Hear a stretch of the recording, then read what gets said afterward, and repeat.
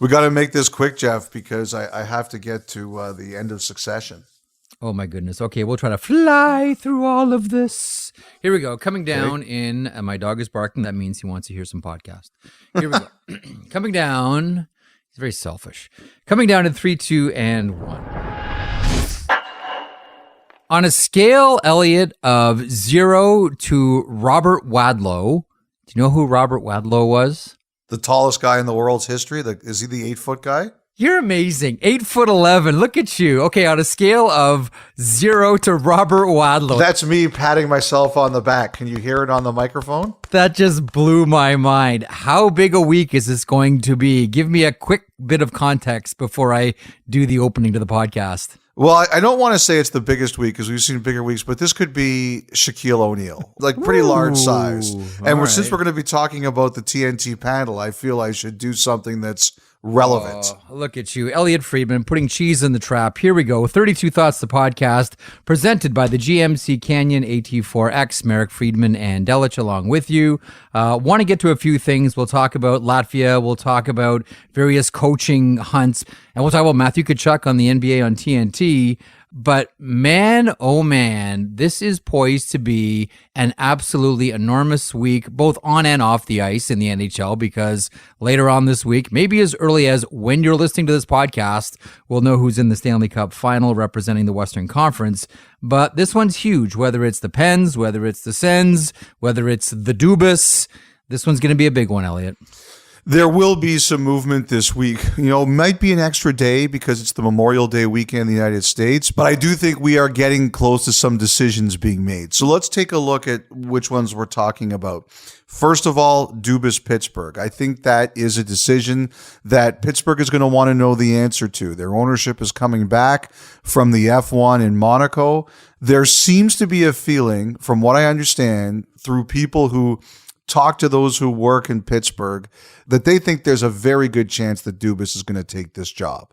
Now, I think it's okay for them to feel that way, but I don't like making proclamations myself until I know. And as of Sunday night, Succession Eastern time, I guess we'll call it.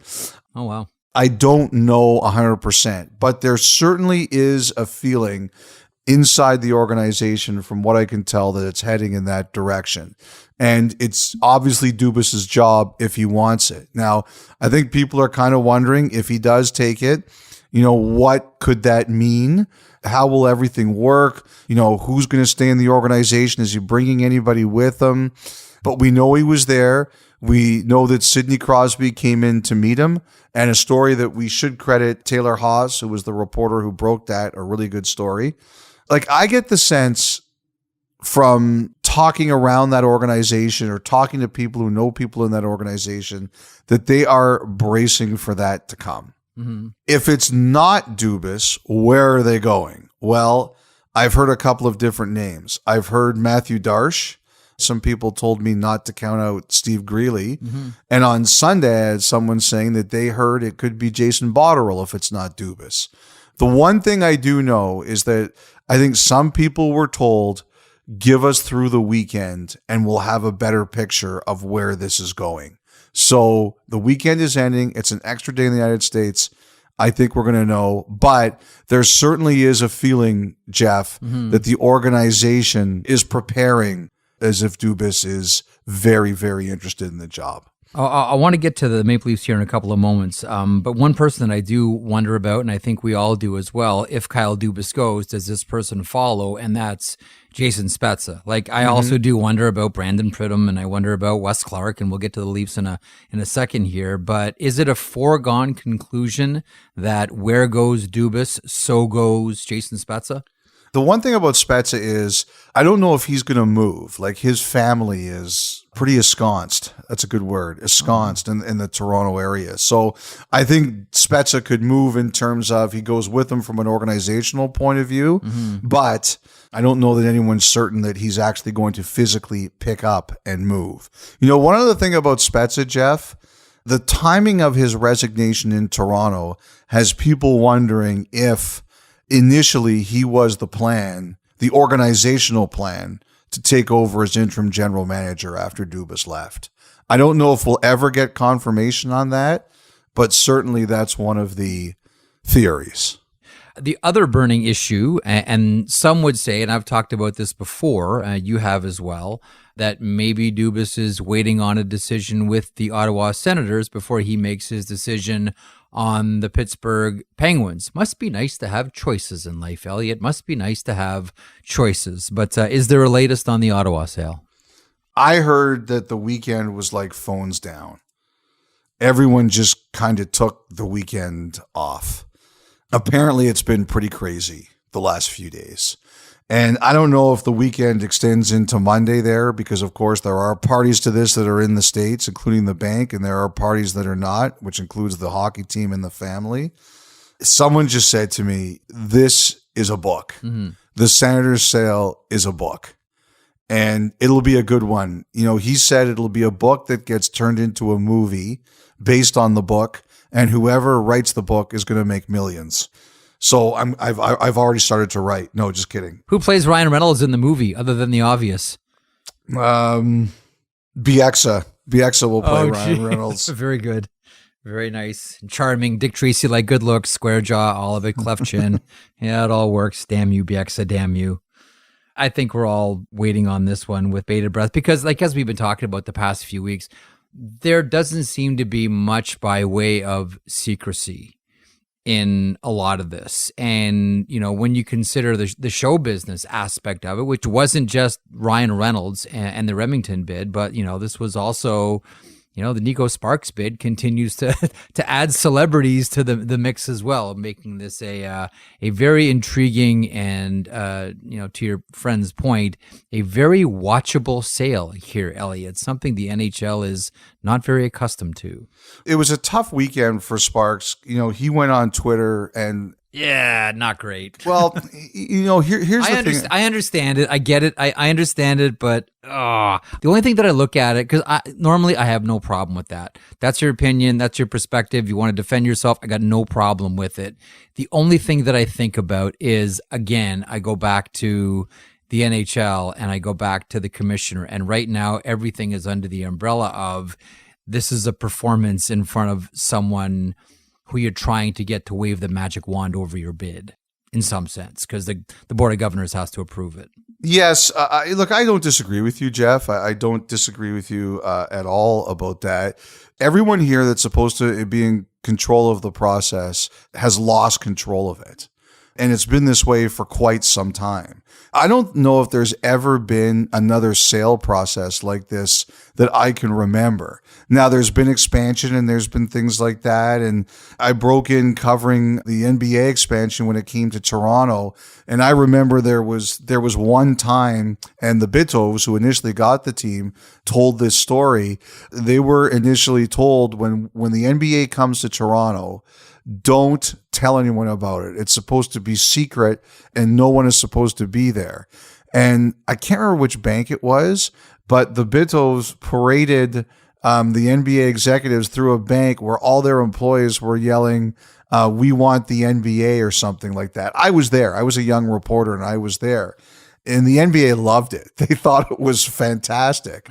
And if I remember correctly, because they told me this story, I think that someone told them in the league, another team said, the NBA is going to tell you they want this to be quiet, but if you do something big for them that makes you look big, they will love it. And that's why he did it, and it turned out to be right. But this one, I think initially the NHL really liked some of the Ryan Reynolds attention. How could you not? But now it's completely gone off the rails. And, you know, we talked on Friday that I think there's a lot of nastiness behind the scenes, and Sparks bid was basically accused of chasing money at the last minute. And there were some reports that it was falling apart and his bid was a joke. And there were other reports that this is not anything unusual. Like, I did have one other group tell me that they heard that there was a group, not Sparks, that was still looking to change its bid structure. Now, that might have been less debt, more equity as opposed to cash, but they said to me it wasn't uncommon. Like, look, I'm a guy who gets a lot of good things said about me on the internet, and I'm a guy who gets a lot of bad things said about me on the internet. I try to ignore it. I don't think fighting with people on Twitter does anybody any good, especially myself. So I really try to avoid it. If I was Sparks, I would have just ignored it to the end. But I understand that not everyone can do that. And I think that just shows you how the nerves are fraying around that deal. And there are people starting to say that they think whether it's the bank or it's the Senators or it's the actions of some of the big groups, there are people starting to accuse others of being unprofessional and unreasonable. And whoever doesn't get this, it could get really ugly. That is another chapter to all of this. Those that are not wanted on the voyage and what happens with them. And by the way, for all the criticism you receive on social media, take heart. Most of those are from my burner account. I know, they're all from you. I'll try to calm down the act. But I do get angry sometimes at you, Elliotte. I do get angry. Okay, to the Toronto Maple Leafs then, and their hunt for a general manager. Now, right now, the Maple Leafs draft meetings are going on in Kamloops. Brendan Shanahan is not there. He's busy interviewing candidates for the general manager of the Toronto Maple Leafs. You've reported about Brad Treliving. You had our note with Ron McLean as well on Saturday night. What is the very latest on the Leafs hunt? Well, I don't think I should be the only one taking credit for Brad Treliving. I think everybody pretty much is. You know, he was in Toronto last week, and I think as much as you could name someone a favorite just days into the process, I think that he would be one. Now, I'm getting mixed intel on this. Someone else told me that there was another person who came in, but I haven't been able to prove who it was. I don't believe it was Peter Chiarelli. It certainly wasn't Doug Armstrong, who was winning a gold medal on Sunday. Congratulations. You know, Mark Bergevin was overseas too. I heard he got interviewed by Zoom, or they talked to him by Zoom. As I mentioned, I heard they talked to Doug Wilson, but I don't think it was him. I don't think it was Mark Hunter. I undoubtedly think there's people there that the Leafs have talked to that we haven't figured out yet. There's no question about that. I don't believe it was Jason Botterill either. So I think this is one of these things where Shanahan and the Leafs have basically reached out to a lot of people. I think this is one of those that when it's over, some other people will names will trickle through and we'll hear. Because I do think they've made a lot of calls. I just think the question is who's actually getting interviewed. And the only person I can find so far who I know has been interviewed face-to-face is Treliving. But there might have been others. I just don't know. I'm curious about the timeline here. You know, the Maple Leafs say they want to do a thorough search, and I think on a level they do. I'm just not convinced they think they have a lot of time here. So that's my question is, how much runway do they really think they have? That's kind of why I framed it as the Maple Leafs draft meetings are going on right now in Kamloops. Like the draft is around the corner. Free agency is around the corner. And I know that, you know, normally in a situation like this, well, normally Kyle Dubas or whomever the general manager is would be there as well. But, you know, in charge right now, Brendan Shanahan has a lot of other business to take care of. But I think you're right. I don't think they have the luxury of a prolonged search here, Elliotte. It doesn't feel that way to me at all. And having said that as well, I think when you consider all the sensitivities around this team and this market and the names involved and the contract status, to say nothing of, you know, how emotional everybody seems to be around the Maple Leafs right now, they can't afford to make a mistake here. It's a tough spot. You don't want to be rushed, but you're up against the clock, and it feels like around every corner is a ticking time bomb. I don't know if I would go that far. I think things are going to stabilize a bit. You know, there's no question that the way this happened was stunning and surprising, and that's why everything kind of has unfolded the way it did for about a week. But eventually, I think you have to turn and start to move ahead. You know, the one thing I've heard from one of the people who I believe was talked to, although he didn't confirm it, a lot of the question is they've been asking, I think, the Leafs what they really think about what's in Matthews' head and Marner's head and Nylander's head. Apparently, from what I understand, Shanahan told Sheldon Keefe that while he likes him and his body of work, he wants to leave it up to the new GM. And I believe Shanahan has told the core four that he prefers to have them all kept there, but the new GM is going to have a voice in all of this. So I think that's kind of where it is. And I think from what I've heard is a lot of the people who are interviewing, and to me this is a very obvious question, is they're trying to figure out from the Leafs, like, what's the honest opinion? Like, everybody knows where Tavares' head's at. He doesn't want to go anywhere. Yeah. Matthews, I think the Leafs believe that he wants to stay, but he's probably not going to be signed by July 1st. So what's your approach? Nylander, he sounds like he wants to stay, but like Matthews, there's a big contract negotiation there. Marner, he sounds like he wants to stay, but there's another big contract negotiation coming a year from now. And I think the other thing too is because the contracts kind of are where they are, there's not a lot of room there. You have to figure out, you have to try to get into these players' heads, not only in terms of where they want to be, but in terms of what they want their next deals to look like. And I've heard that those have been kind of a lot of the questions is, what do you think? Tell us honestly what we're getting into. Like a guy like Tree Living, for example, is one of the most fascinating candidates here because Calgary just went through this with Goudreau, and you heard what Conroy said at his media conference. I want people that want to be a part of the Calgary Flames and that want to be here, not just coming here to get a contract and get the money. That doesn't interest me at all. I want them to come to be a part of this and do something special here.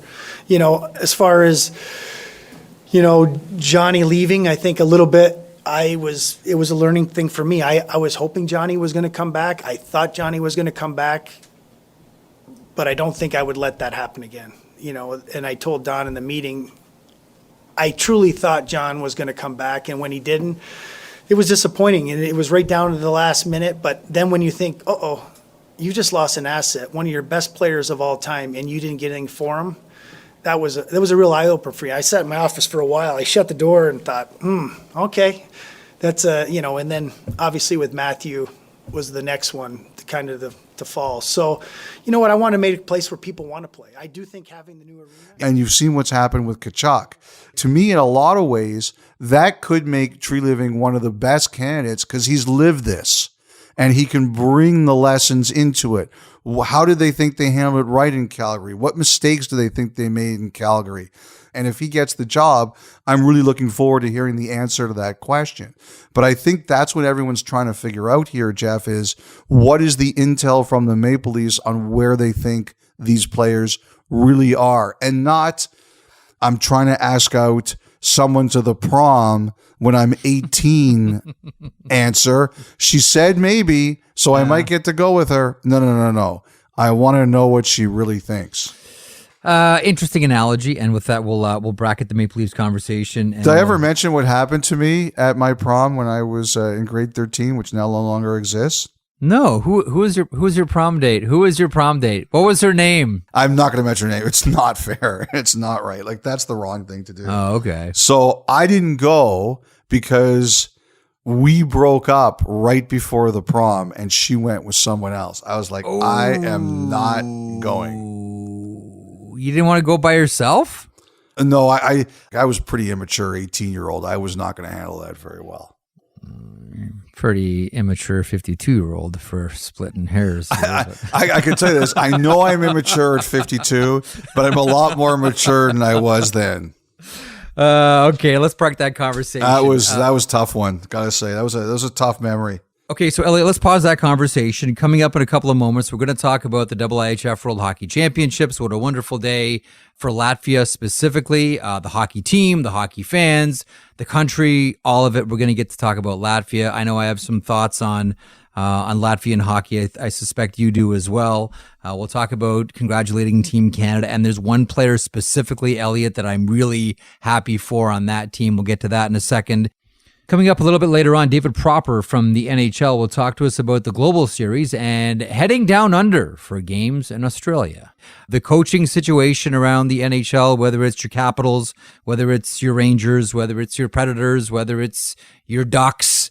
We're going to get to that in a couple of moments, but I would like to spend a little bit of time here talking about what we saw on Saturday night, namely Game 5, where Ty Dellandrea scores the game winner. Kiviranta over for Dellandrea. Dellandrea shoots, scores! Kyle Dellandrea snaps it through the legs of Hill. And Dallas takes the 3-2 lead, going ahead for the first time in Game 5. After all the gargantuan saves by Adin Hill, this is a rolling puck, I think, that just gets shot. Might have caught some stick. The frustration whack of his pad by the goaltender Hill. I think Pietrangelo may have deflected it past his own netminder. He did. Whitecloud dropped it. Picked up by Domi. Tries to center. They score! Kyle Dellandrea, second of the night. A minute and 27 seconds for the 2 goals for Ty Dellandrea. And all of a sudden, the Stars have a 2-goal edge. 7:58 to go in the third period. And the insurance marker as well. And let's not forget that the Dallas Stars have Ty Dellandrea's chin to thank for their power play goal to send them into Game 5 in the first place after getting high-sticked by Braden McNabb. Your thoughts on a really exciting, entertaining Saturday night Game 5. That was an awesome game, Elliotte. Specifically, the first 2 periods were fantastic. Barbashev scores, Glendening, Stevenson, Robertson, and then it was a Dellandrea show in the third. The Stars stay alive. We will see a Game 6. Lots of thoughts. Number one, probably the best game I've ever seen Max Domi play. He was excellent right from the pregame interview when he blew off my question. Game 3 was a rough night for the entire team. How did you guys as a group pull yourselves back together?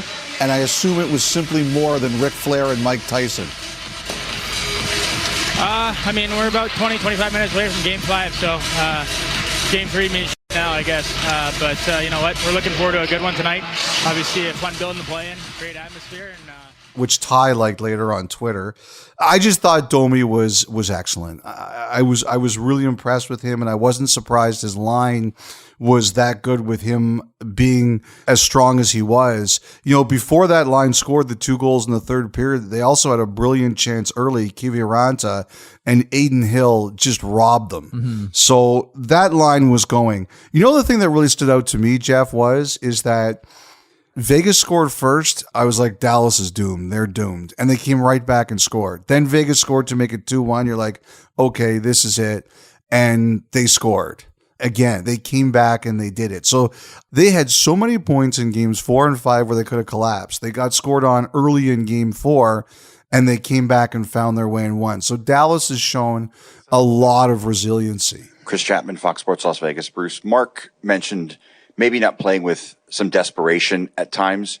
Given how Game 4 went, why would desperation not be something that the team played with on a night like tonight with an opportunity to close it out at home? It's a very good question. And there were times we did. The second period we got to our game, I thought we were the better team. First period, I think pockets of each team were good. They were probably better than us overall, but we got through that part. But to me, the desperation was we had 24 giveaways.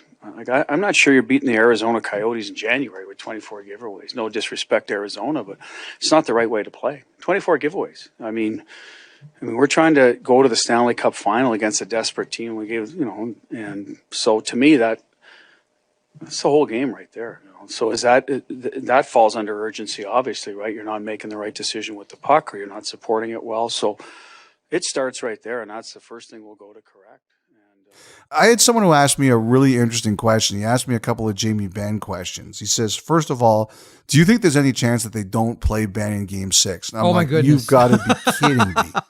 Like, is that a real question? And he laughed and he said, well, hockey, they don't like to change their lineup after a win. Man. I said, they'll change their lineup this time. He's going to play. But what he also said was, do you think there was that motivation of, let's win it so he could come back and play? And I thought that was an interesting question. Like, I don't know what was said between Ben and the team, but I've got to think, look, people were unhappy with him after Game 3 for not talking, and I completely agree they should have put out some kind of statement. It could have been handled a lot better. Then he had the press conference on the day off that didn't go very well. And as far as I'm concerned, he probably should have just waited to speak after the suspension got announced. But I have no doubt at some point, Jeff, he apologized to his teammates. I would be shocked if he didn't at some point go in there and just apologize to them, not only for the suspension, but just everything, putting his team in a bad spot. And you've been around teams before. It would not surprise me in the least if there was some motivation there to say, let's win this to get them back in the series. Like when you're down 3-0, you grab on to everything you can and anything you can. I thought that was a good question my friend asked. I think that there's definitely something there that if we're going to lose this series, we're going to do it together as a team, and that means that Jamie Benn's on the ice. I completely believe that. And I think this is like a really impressive gut check moment for the Dallas Stars. Like, listen, this may all end on Monday. This may all end on Monday night, and it's Vegas and Florida in the final. Away we go. But good on Dallas. I mean, they lose, one of their top dogs in Jamie Benn, their captain, and they win 2 games in a row. And now Jamie Benn comes back. And you know what? All I can think about is if you're Jamie Benn, how are you playing on Monday night? Are you not playing like the game of your life? Your team just gave you life and got you back in the conference final. I think Jamie Benn comes out and has a spectacular game on Monday, Elliotte. I would tend to agree. The only thing that concerns me is he's going to be so wired to play, he's going to make a mistake. Like, that's the one thing. I completely agree with you, but in that situation, is the biggest key for him is controlling his emotions. He lost control of them in the first 2 minutes of Game 3.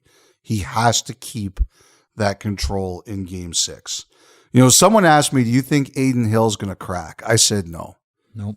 I said, we're beyond that now. Now, Ottinger is finding his way again. That's another major reason that Dallas is back in this series. I don't think there's any chance Adin Hill cracks. But the one thing DeBoer said is now the pressure kind of shifts, and I do agree with that.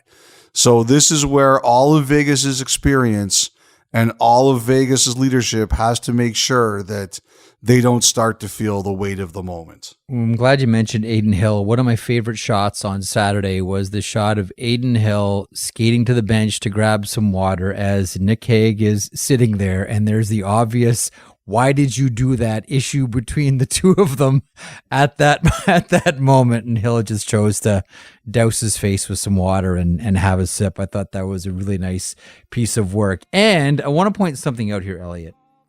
For everyone who tweeted me after the first Vegas goal was scored and said essentially, oh God, does this mean we have to listen to Merrick gush about Ivan Barbashev now on the next podcast?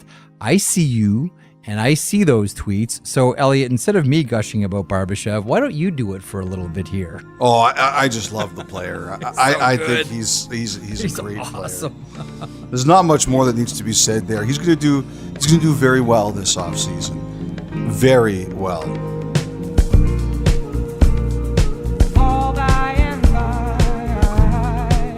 Listen to the 32 Thoughts podcast ad-free on Amazon Music, included with Prime.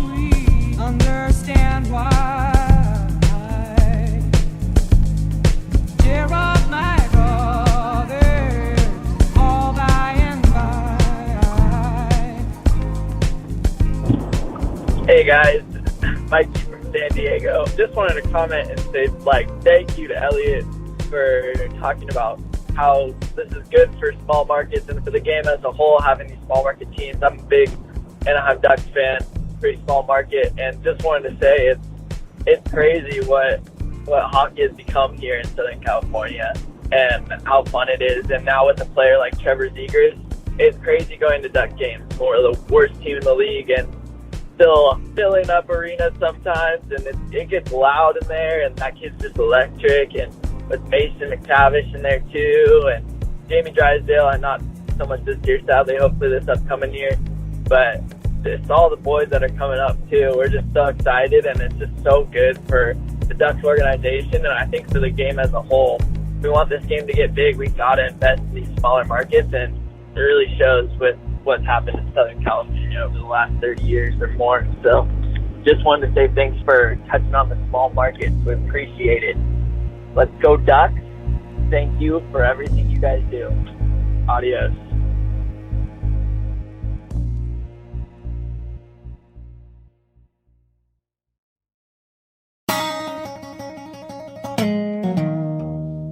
Let's get back to some news off the ice and coaching hunts. We wonder about the Blue Jackets, the Ducks, the Predators, the Rangers, the Washington Capitals.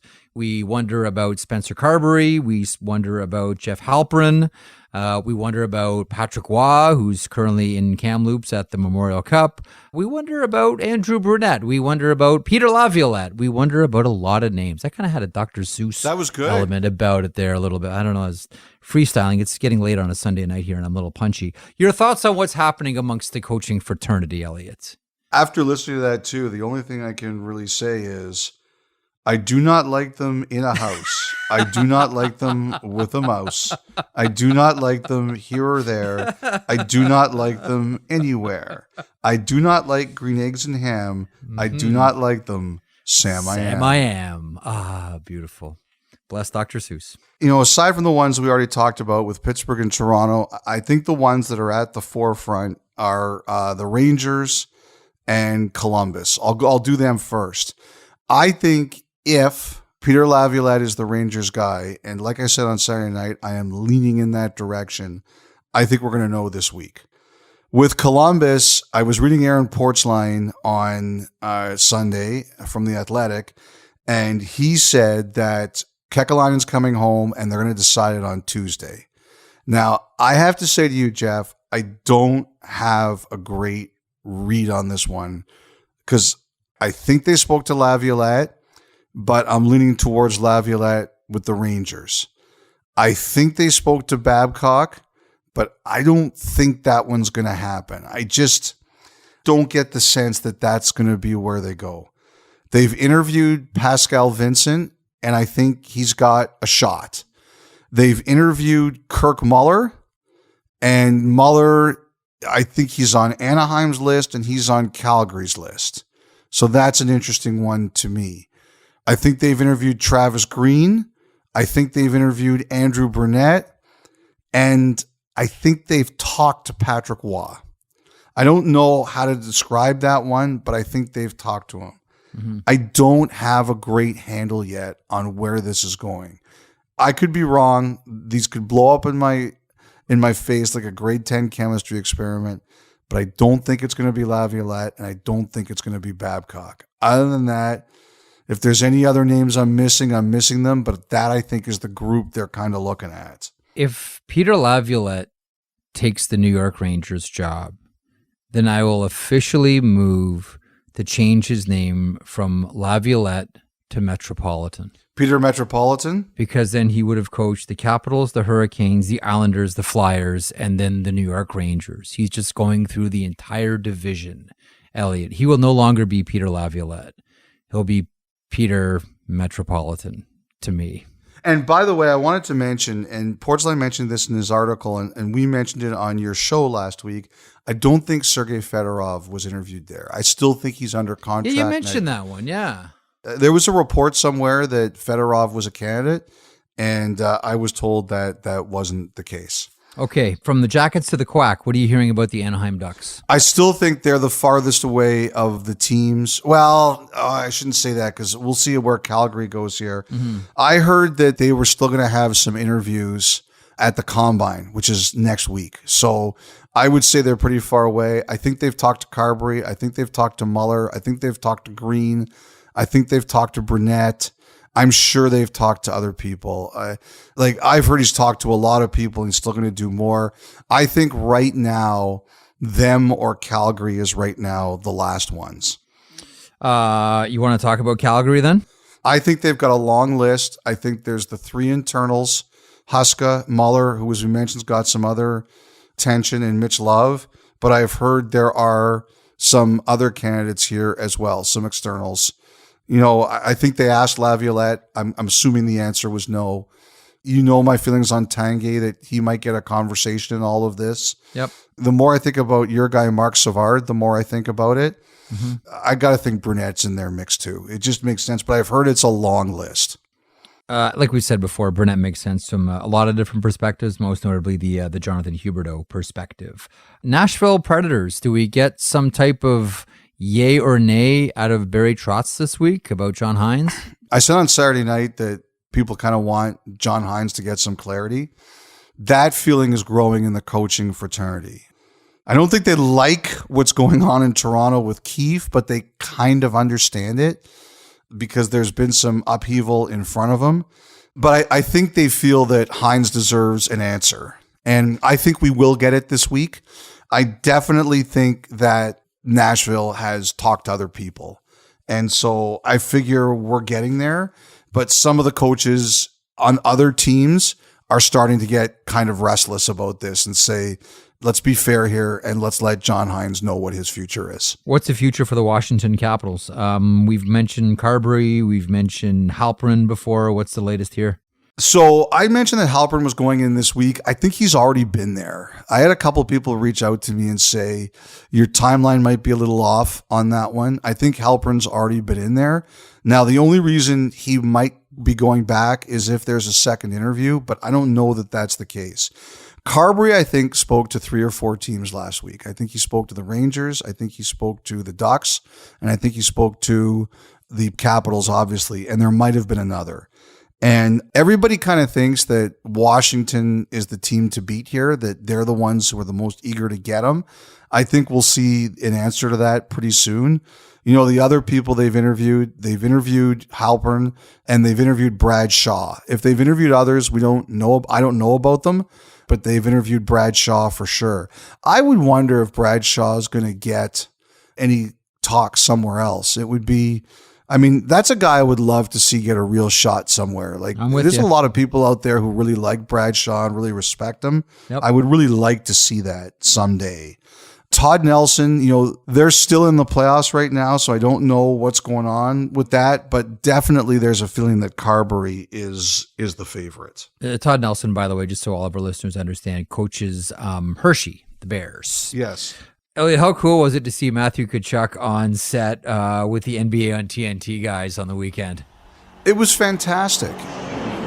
And we welcome to the set Matthew Tkachuk. Thanks a lot for being here. We are looking forward to watching the Stanley Cup Finals on TNT.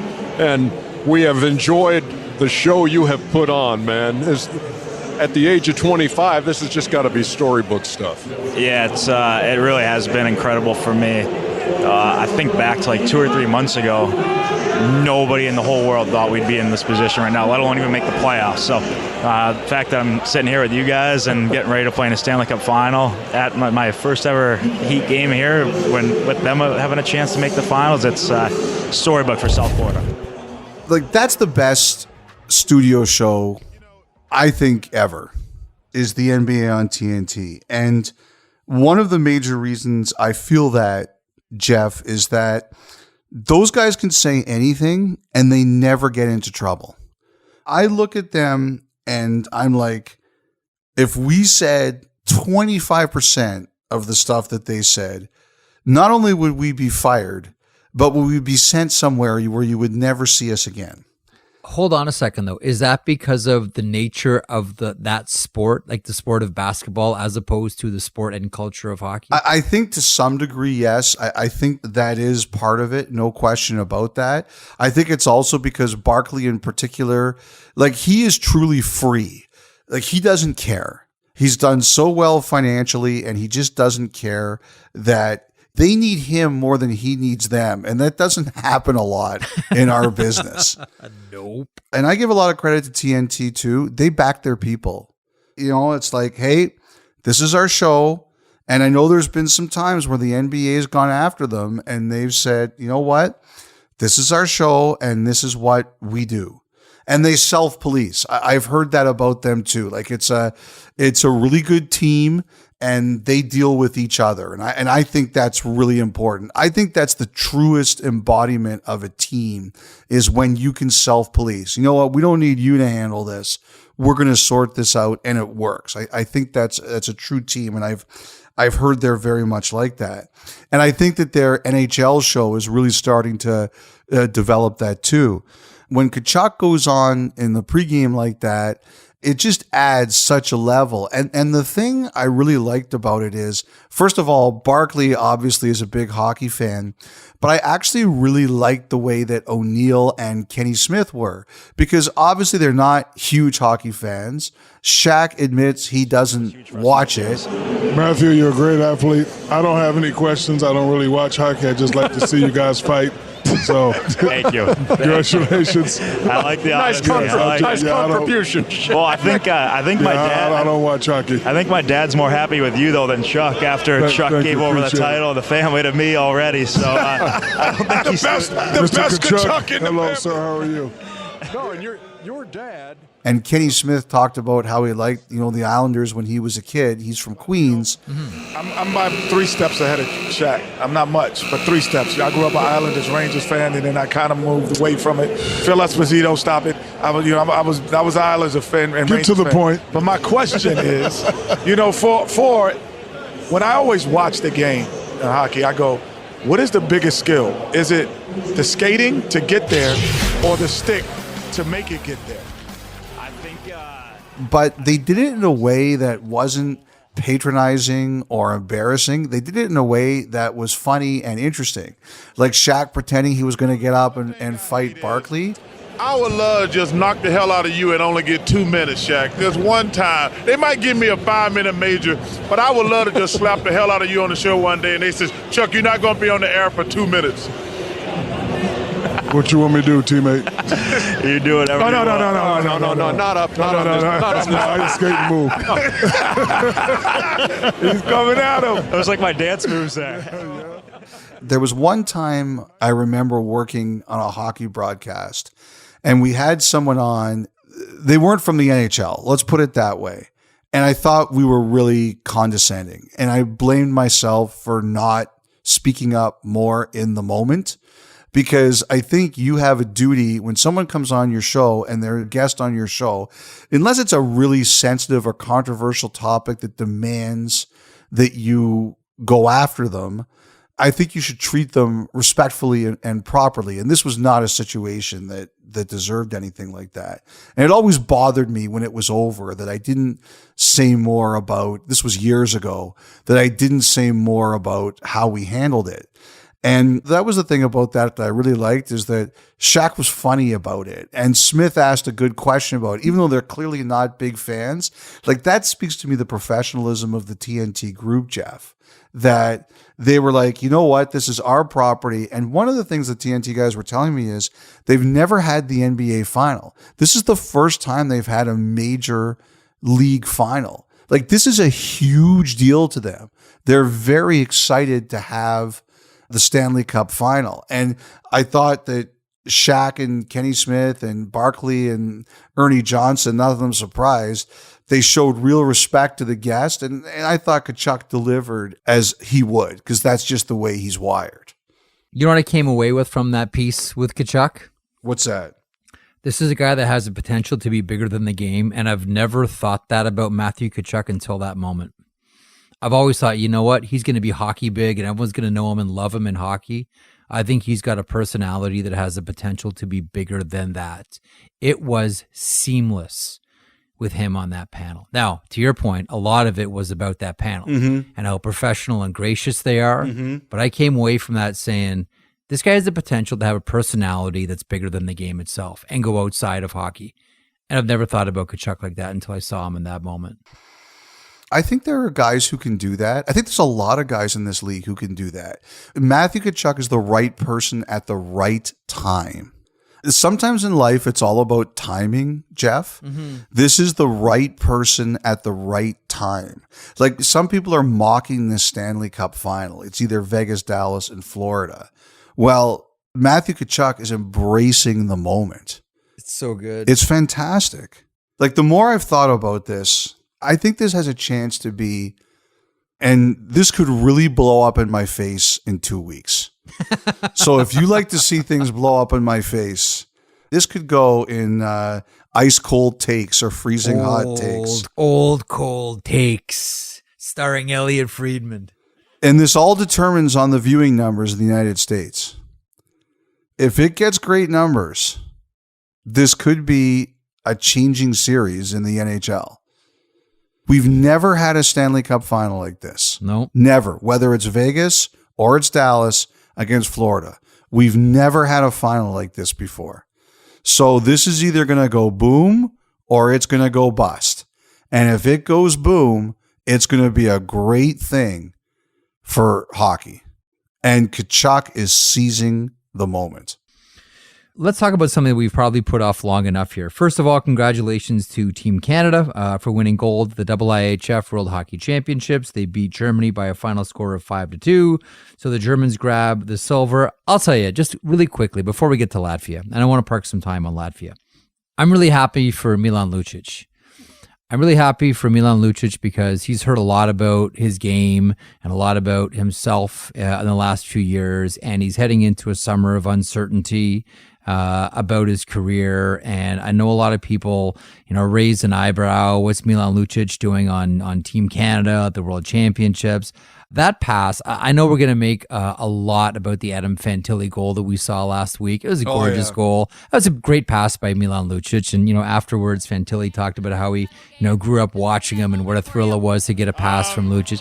Yeah, I think it was pretty special. I grew up watching Luch my entire life. He gave me that pass, and it ended up going in, but that was a pretty surreal feeling.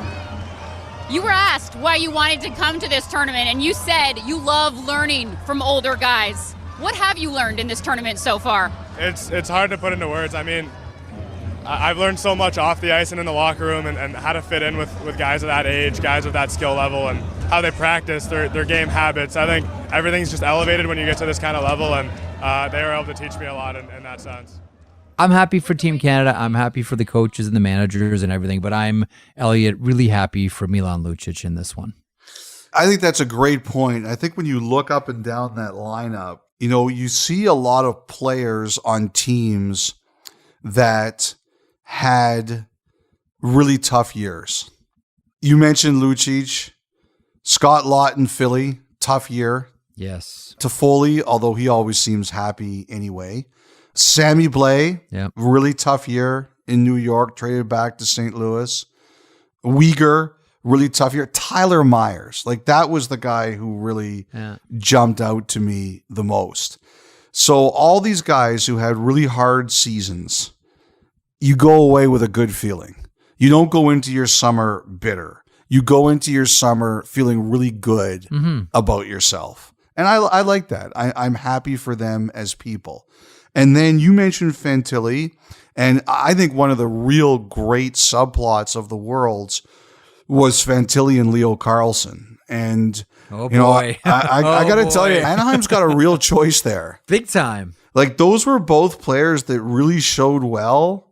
Fantilli, I thought, got stronger as the tournament went on. He looked more confident, and Carlsson was their number one center. Verbeek's got a real tough call to make. There's no question about that. So Michael Carcone was the leading scorer in the AHL this season with 85 points in 65 games. He got 9 games in the NHL. I heard he really wanted, as great a year as he was having in the AHL last year, he wanted more of an NHL shot. Well, someone's going to look at that and they're going to say, I was happy for him. Montembeault, the goalie, I think in particular, he had a pretty good year in Montreal, but they were not even close to anything. So he had such a spectacular way to end the season. I was just, JJ Peterka, Germany. Yeah. I thought Rocco Grimaldi, and that's a guy who's been trying to resuscitate his NHL career a bit. He had a big tournament. I know the biggest winners of all were probably Latvia, and I know you're going to talk about them in a second. Yeah. But I just want to mention some of those names. People who didn't have easy years. There were people out there who were complaining about the quality of this tournament. On some level, I like that these are the guys who are the big winners. I like that people who had tough years now return home at the end of May and they feel really good about themselves. I like that a lot. Yeah, I like that a lot too. And I know that USA went home without a medal, and I want to get to a story that involves them here in a couple of moments. And that story involves Latvia. Latvia goes home with the bronze. And you've heard me talk about Latvia before. Well, we've had conversations about Latvia before in hockey and Latvian hockey fans. And one of my hockey dreams is to go either to a World Hockey Championship, which I've never been to, or just to go see hockey in Latvia, go to Riga to see hockey.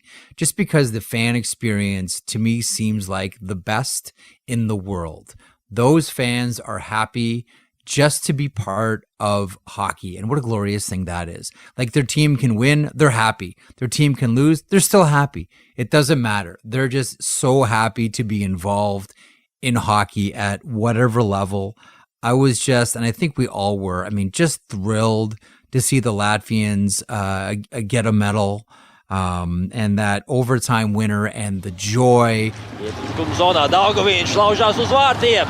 Mēģināja saspēlēties. Mēģinājis vārti! Robins! Kristians Robins! Tā ir nirvāna! Latvijas izlase iegūst bronzas medaļas! Fantastiski! Kaut kas nereāls, kaut kas neticams ir noticis Tamperē.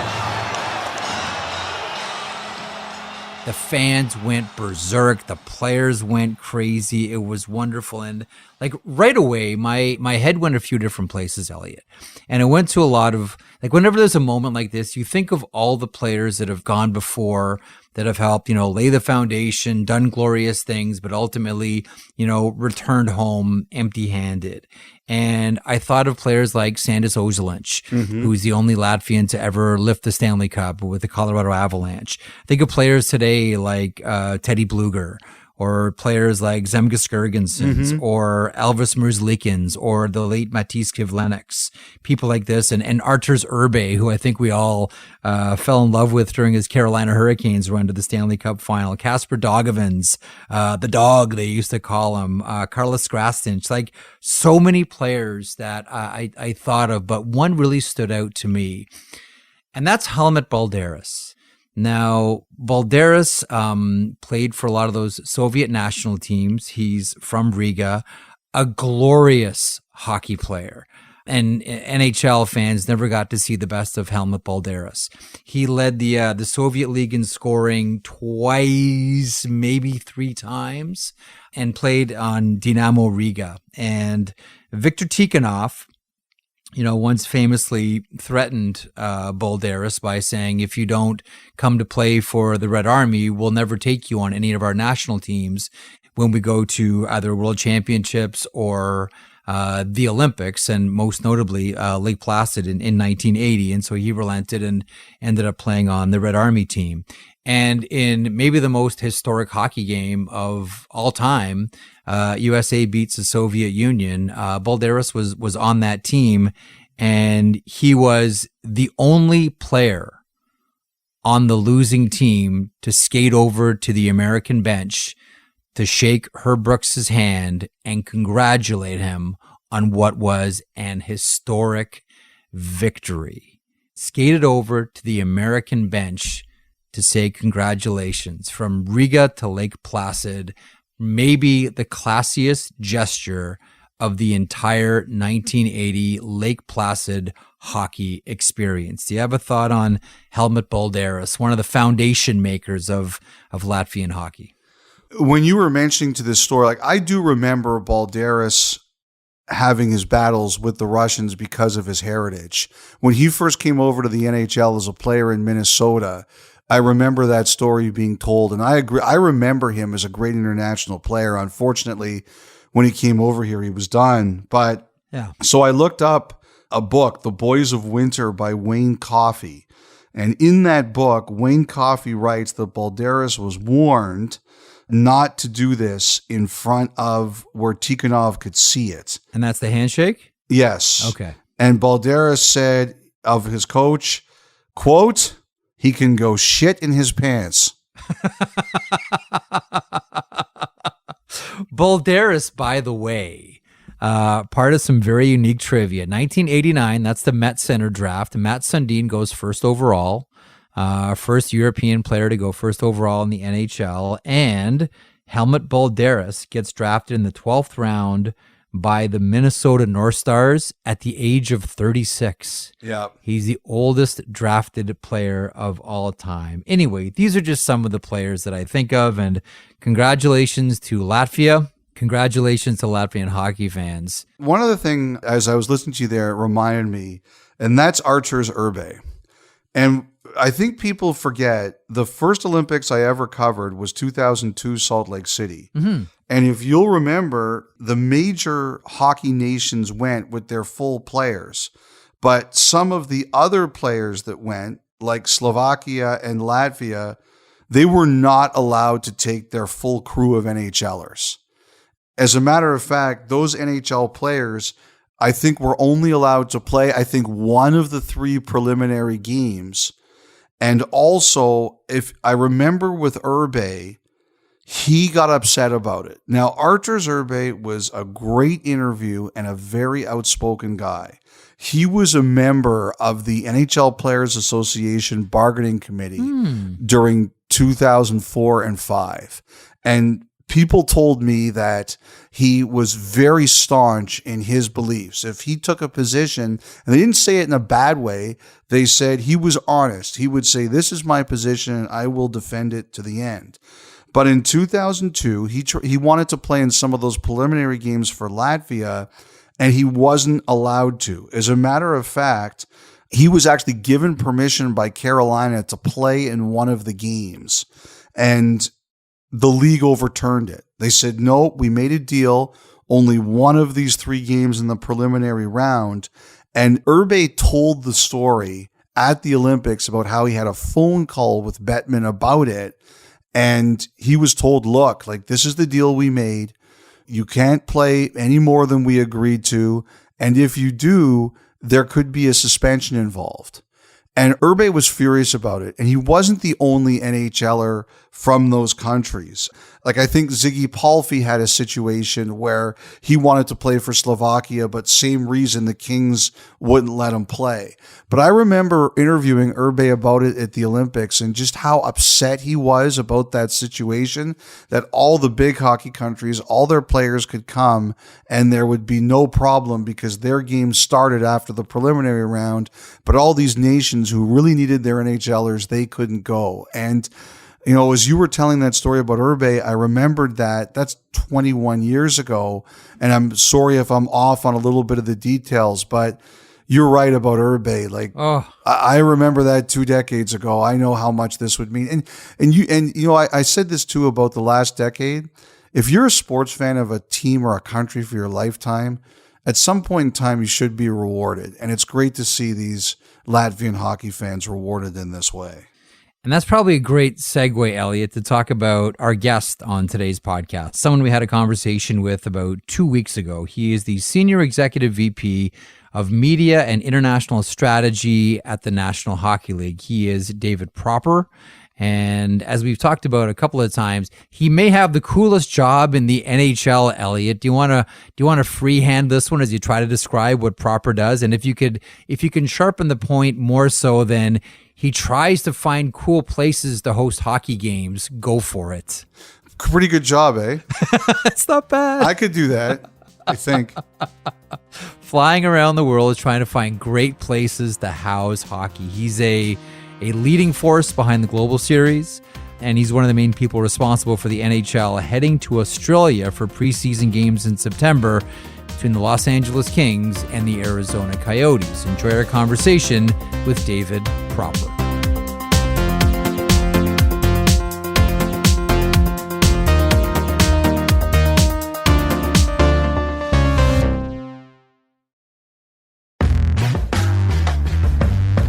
David Proper, first of all, thanks so much for joining us here on the podcast. You are the NHL Senior Executive of Media and International Strategy, but as I've been told, you may have the coolest job in the hockey world. And I'm going to drill this down in a ham-fisted way, and you can fill in the blanks and color it in properly. Essentially, one of the main things that you do is fly to exotic locales to find a place to make the NHL fit. We're going to get to Australia here in a second, but it does sound like pretty much the coolest job in the NHL. I'm not going to lie, David. Well, first of all, thanks for having me. It's great to see you guys. Look, every job has its challenges, but it is a really fun thing to do. It's fun to travel, but it's also fun. People really want to see the NHL. We've got a lot of great fans internationally, and it's a lot of fun to get to interact with them and really see how we can grow the sport. Are your two favorite words site survey? My two favorite words really probably focus more on the dinners than the site surveys, but no, I hear you. Yeah, look, there are a bunch of places we've been that we actually haven't played that just getting a chance to see the arenas, stuff's coming along, but it's fun. I'm not going to lie, it's a lot of fun. Australia is really interesting to me, and I have told our guys that I expect to be part of the traveling party for Australia, but you kind of opened up a door there, and I'm wondering, tell us some places where you've been to that the NHL hasn't been yet that could be on the radar somewhere down the road. Wow, okay. All right, I'll give you a couple. First of all, and some of them you probably would have guessed anyway, but Mexico is certainly one that we've been taking a close look at. Yep. We have been looking at some of the other hockey nations that aren't the big ones, like in terms of size, like Latvia, playing in Riga, playing in Bratislava. Definitely looking at going back to London. And then we've looked even at some places like in the Middle East, in Asia. Just really a lot of people are interested in bringing NHL hockey to play. I mean, first of all, as you know, it's a great sport and it's a lot of fun. But beyond that, U.S. and Canadian sports sell internationally. There's a lot of draw, even at places you wouldn't expect. David, I'm curious, what does it take for a country, a city, to get on the NHL's radar? Great question. I mean, it really does depend on each circumstance. So the first thing we're looking for is there an opportunity here? And whether that opportunity is to grow hockey or grow the NHL and our brand, that's what we have to assess. So you look at a place like Sweden, obviously that's kind of an obvious one, right? Lots of hockey players from Sweden. We know we're going to sell tickets. We're really looking to grow the NHL and help to grow hockey there. But if you look at Australia, we've been looking at Australia for almost a decade now. Had a lot of conversations with a lot of different people from there that have wanted us to come out since as early as 2014. And really what's happened is it's taken a lot of time for us to get comfortable that opportunity could work for us. We had to talk to a lot of potential sponsors and media partners. We had to talk to the people that ran the infrastructure for hockey in Ice Hockey Australia and the New Zealand Ice Hockey Federation. We really had to get ourselves comfortable that if we were going to commit to putting games there, that there was a long-term growth plan. And so that's an interesting one where we really dug deep into that project. And I'll tell you, another one we're really doing that with right now is Mexico. We're really digging in to see whether that opportunity exists in a real meaningful way for us. You know, David, it's interesting you bring that up because one of the, I don't know if it's a complaint, but I would say that one of the questions I get about how to make NHL better internationally is we go in for games and then we leave. What are we doing to make sure that there's infrastructure? Are we opening offices? Are we making sure there's leagues? Things like that. Will we see offices internationally? Is that the kind of thing you're talking about here? Elliotte, it's really a salient point because being the circus comes to town is a way to make money, but it's not a way to grow a business. And we see it a lot in all sports. I mean, you see a lot of the sports that come here, it's the same way. You play a game here, but if you don't follow it up with things that help to grow the sport, it really doesn't matter. So we've got a pretty large group of people here that focus on things that have nothing to do with the games in Europe or anywhere internationally. So the first thing we do is try and establish a relationship, whatever the hockey infrastructure is, whether it's as sophisticated as in Europe with the IIHF and the federations in the Swedish or Finnish leagues and so forth, or even much less sophisticated like we dealt with in a place like China. What we've managed to do is we build from there and starting to build the grassroots piece of it. Then we bring in a lot of programs that we've created over the last 20 years that have worked here in some of the markets that were non-traditional hockey markets, and we tailor them for each individual market. And the idea is we get the game to introduce people to it, get them excited. In addition to at the game, we follow it up with working closely on creating all these events and grassroots projects. So one of the things we started this year, for example, is a Hockey Day in. And you know Hockey Day in Canada, you know Hockey Day in the USA. Mm-hmm. We do Hockey Day now. We did Hockey Day in Finland this year, where we got 20,000 people to come out and watch a game on the video. It was a Rogers game, I believe. Watch the game, and we had a whole bunch of activations around it, and it was just a really good chance for families to come out and engage with hockey. And the idea was then the local team also got involved and tried to recruit kids to play and so on and so forth. So there's a lot of things that go on. Another really good example, someone on our staff, Mark Black, put together a program to introduce street hockey into phys ed programs in each of these countries. So trying to get them to put a 2-week program, they do 2 weeks of basketball and soccer and dancing and wrestling, and now we've tried to convince, and we've got that to over, I believe the last number I had was over 500,000 students in China. Wow. Had that in their phys ed system. So these are all things that have to follow up. The games are really just what everybody sees. Mm-hmm. It's all the hard work it's all the duck paddling underneath the water that doesn't get seen as much, that's probably as or more critical. So in Australia, what kinds of things had to happen before you said yes? The first thing we had to know was that if we went there was some demand for hockey and some demand to see our games. And that we became very confident early on. That Australia is just a phenomenal sports country. They love all sports, but they do love North American sports. That was the baseline. We got past that pretty quickly. But what we did see was that most of the sports that went there, or a lot of the sports that went there, weren't able to maintain a real business afterwards with anything other than the money they made at the games. And that's what we spent a lot of time working with. And as we got deeper in conversations with sponsors and media partners and various activation follow-up in the terms of people that would actually try to grow hockey, we started to get more commitments. And as we got commitments that were sort of tied to us showing our commitment by playing a game, that's when we started to feel comfortable that we could actually grow something here.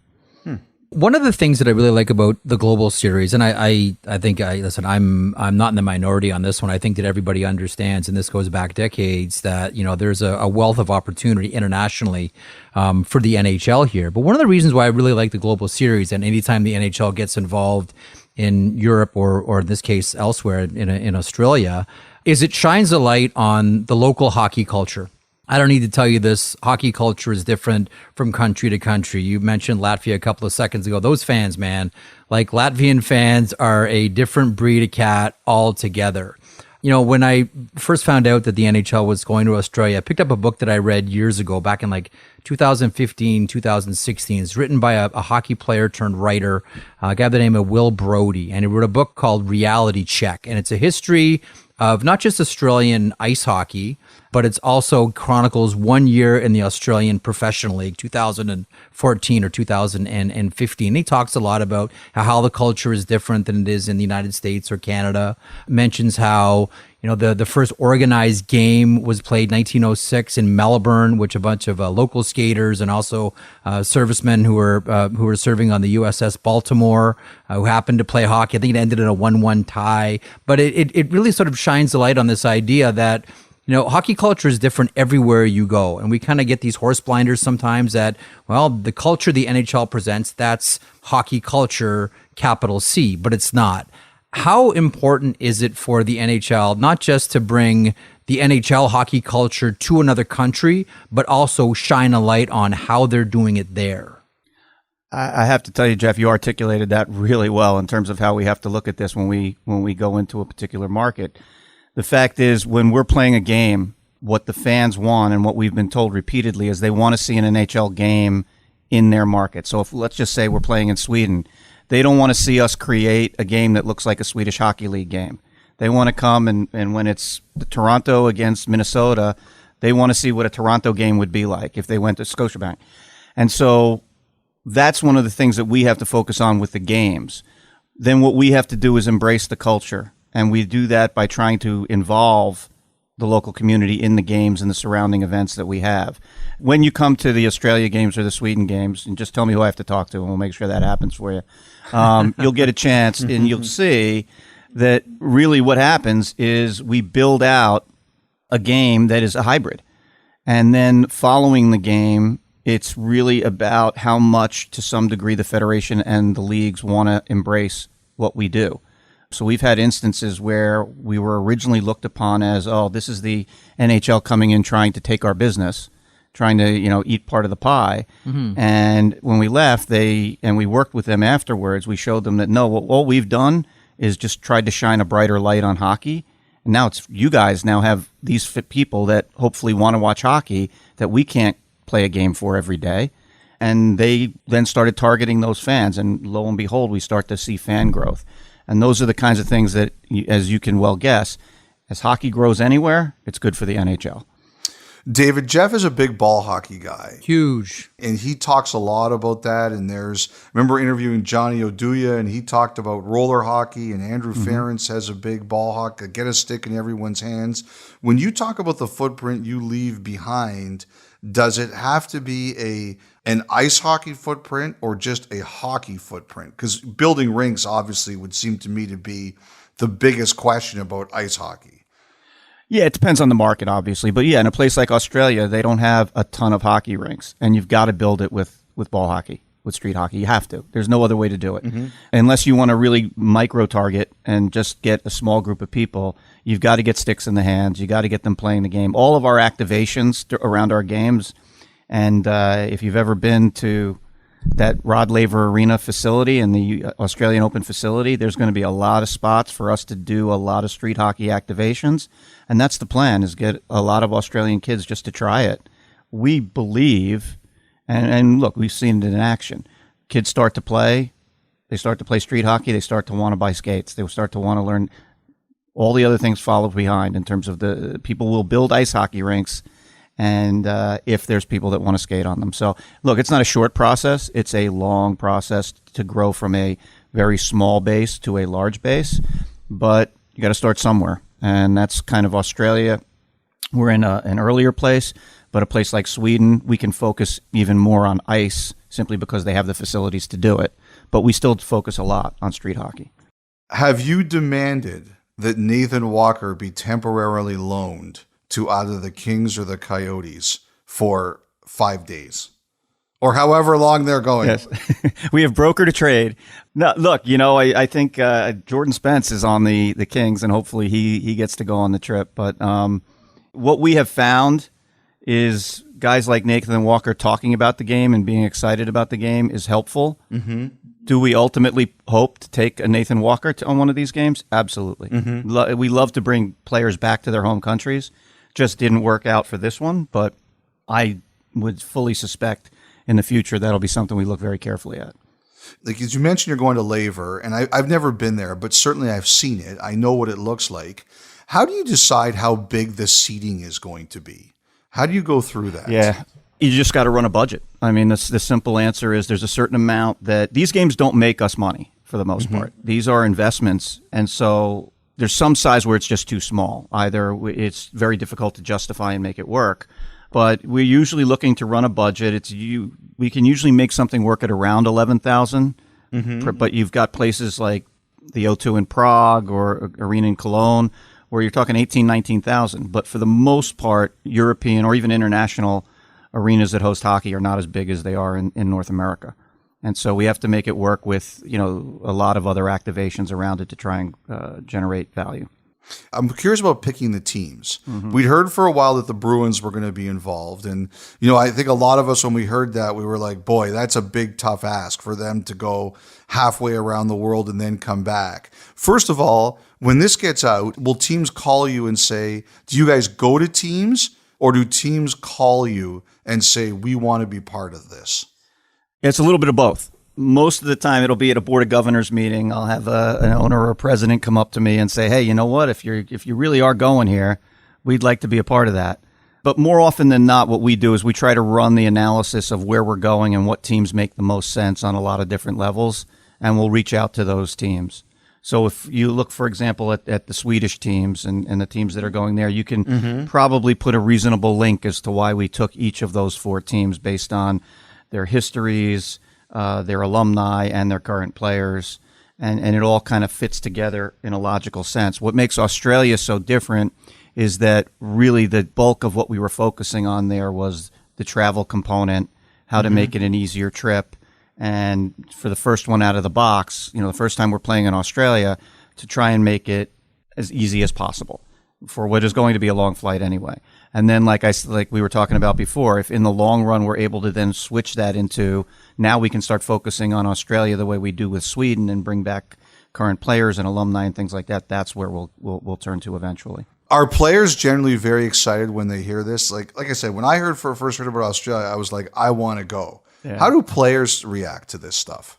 Pretty over the moon. Mm-hmm. There's 2 types of reactions, right? First, there's the players who are from a country. Mm-hmm. And, I won't forget for a long time, we called up the Nashville Predators about playing in Switzerland to play in Bern, where Roman Josi played growing up and where he grew up.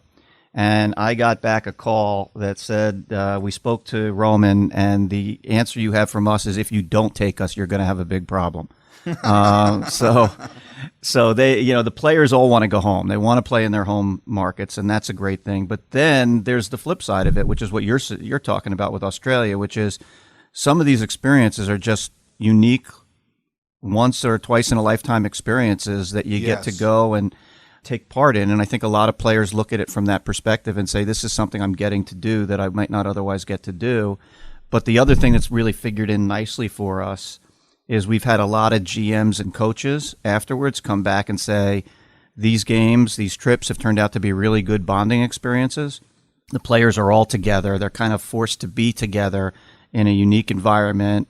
And so we've actually, a great example was the Tampa Lightning in their Stanley Cup ring actually have a little homage to their Stockholm trip. And they sort of say that if you ask them, they'll tell you that trip brought them together, and they felt like that was the launching board to their run to the Stanley Cup championship that year. Yeah, David, the only thing I ever hear as a complaint, and I think it's a mild complaint, is simply that I know that the Avalanche this year and a couple of teams said going to Finland in the middle of the year and then go all the way back. It just took a long time for them to recover. I think they loved the trip. I think they had an awesome time. I just wonder, how much do you guys look at when's the optimal time to send them? It's a great question, because we struggle with not only when, but then how to send them. How do we set up a schedule? So we work very closely with Steve Hatzapetros, who I'm sure you know, and his group, on putting together a schedule. Yeah. We look for off days. We look how to put the flights and Lynn White puts together the flights to try and make it all work so that we have a circumstance where it's the best travel experience that these guys can have, and hopefully the best rest. Ultimately, we try to engage with, they have sleep experts and all of that. We try to put the best model we can together. But at the end of the day, it is a trip to Europe, and you got to kind of deal with that component of grin and bear it. That's really tough. Well, I'm not going to phrase it that way, but I will tell you that you hope that if we give them 2-3 days off on the back end, they'll be okay. Australia's a little different. The recovery from an Australia trip is a little different. That's why we do that even right at the beginning of the preseason. Sure, but still, I think everybody would want to go on that. So, Mexico City. Mm-hmm. I've always wondered, would you play that at Azteca? Would it be outdoor? What are you thinking with that?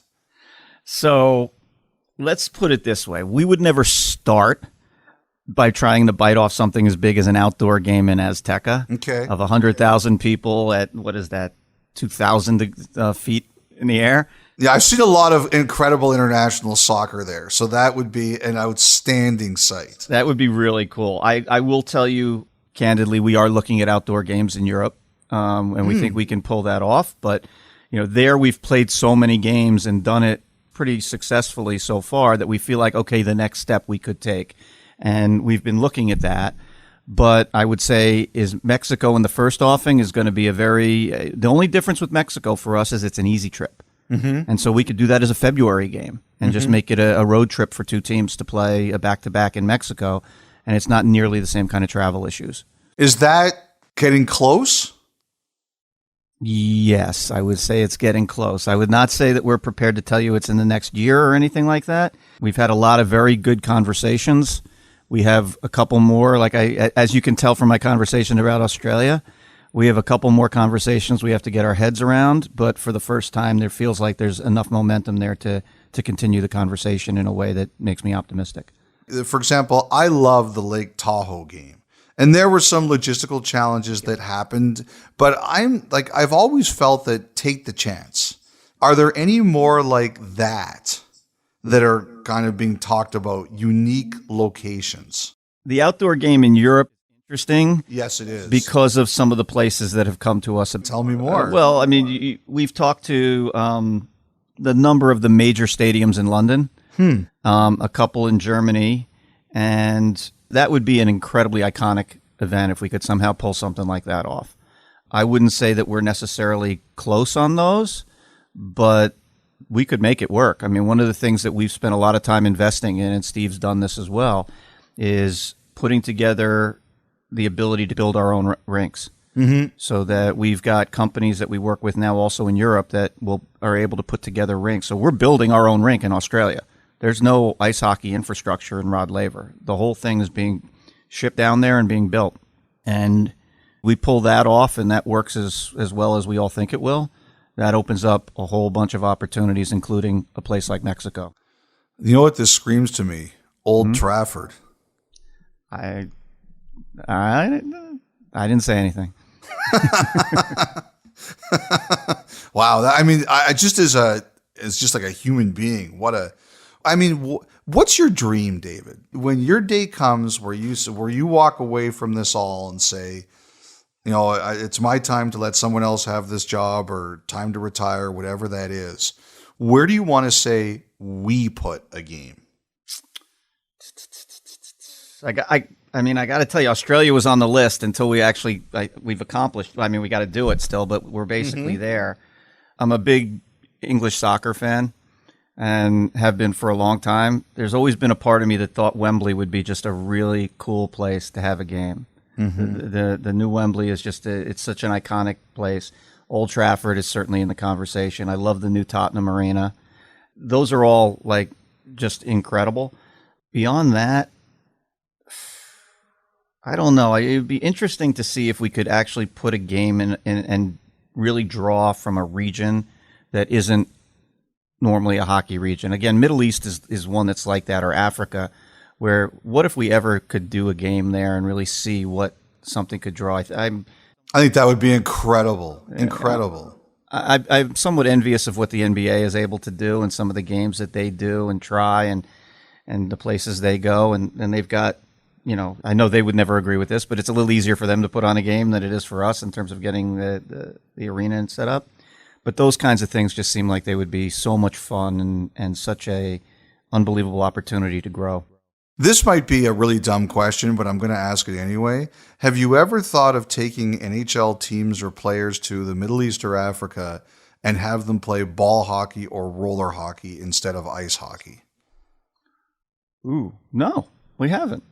It's an interesting idea. I don't know that I don't know how my teams would feel about us taking players to do something like that, but I could see taking alumni and things like and people like that and doing things like that. It's an interesting thought. And just a final one for you, David. Is there anything I haven't asked you that you would want to say or include? First of all, it's not going to surprise you that this is very much like I said. This is a lot of hard work to get to what ultimately turns out to be, and that's true of any hockey game, even here in North America. There's so much work goes into it to get it there. But once you get it there, it's really rewarding. I'll tell you one of the things that I really enjoy. First, you love seeing the fans in Sweden, for example, or in Prague go to a game. But there's also something really fun about seeing a fan that travels with the team all the way over to see a game there. I realize that's a big thing to do. But man, is it a fun thing for a fan to get to see their team play in a foreign country, get to tour the country, see as we're able to take over a city, really just be a part of that. And I'm not trying to sell anything in that regard, but I am saying that's just a unique experience I've had that I would tell you is very underrated, and one that I would encourage your listeners to try if they get a chance, whether it's our sport or anything else. It's just a great way to experience a foreign culture. Have you kept any keepsake or souvenir or anything like that that is particularly meaningful to you? When we were in China, in order to get any traction in China, is trying to work with the CCTV, which is the big television network there. And so we had been talking to them for a long, long time and at all levels. And when we finally agreed to play games there, we started to get some real traction with them. And we came in for a meeting. And if you've ever seen their building, and if you haven't, go ahead and look it up online. They call it the Pants Building because it looks like a giant pair of pants. So they gave me a glass model of that, which I keep because I always feel like us getting on CCTV was an incredible amount of work. And frankly, who'd have thunk hockey would be on the major Chinese network? But then it's also an incredible keepsake in the sense that people walk in and have no idea what that is when they see the picture. And it leads to just the interesting stories of those meetings. So that's a good one that I keep. That's great stuff. I keep all my press passes, things I've just picked up over the years at games, and it's not the expected stuff that you always remember. It's the surprise stuff that you always remember and sticks with you. Yeah, and the ones that bring back that sort of flood of memories of something that I still don't believe I got to experience that kind of thing. David, we really appreciate your time. Thank you so much. This was excellent. Elliotte, this was great. Really good to see you again, and I really had a good time. I'm going to get to see you in Australia, hopefully. I hope so, too. I'm threatening to quit over it, so I'm hoping. The only thing I'm worried about is that they accept my resignation and say, okay, you can leave now. Well, you just tell me who I have to talk to. Thanks very much, David. Take care. All right, thanks a lot, guys. After all that, the best way to end the podcast is by saying, Riga it is. You win your first ever medal at the World Championships, you deserve to have an NHL game. From now on, that is the rule. I like that, especially as long as we can go. I like the way you think. Thank you. I somehow knew you'd approve of that.